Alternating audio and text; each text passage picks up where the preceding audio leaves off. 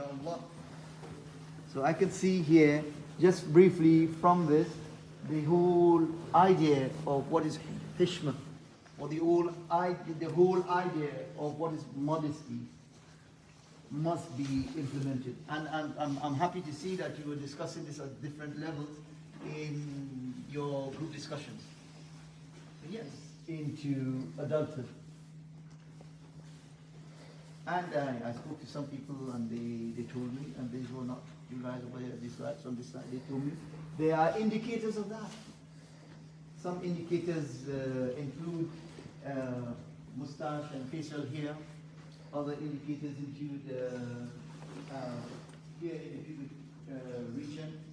One fellow told me it was in the deepening of the voice as well. I said like this, like this, and he was happy to say yes. So we have a pretty good idea of what the physical aspect of puberty is, and in fact it is. My question to you, young man, what is your name? Mr. Abdurrahman. Mr. Abdullah. He answered us, Mr. Abdurrahman. What becomes binding? What becomes compulsory on you when you step into puberty and you become an adult in Islam? What? So it's prayer. What else do we have?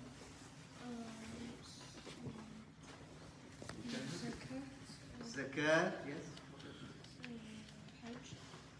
Hajj or fasting, things like that. So the one word we are looking for, the term, is personal responsibility.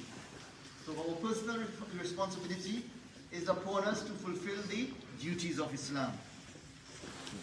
Brilliant.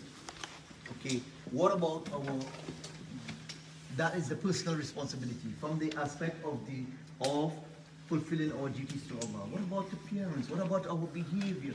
How is that going to be affected as well?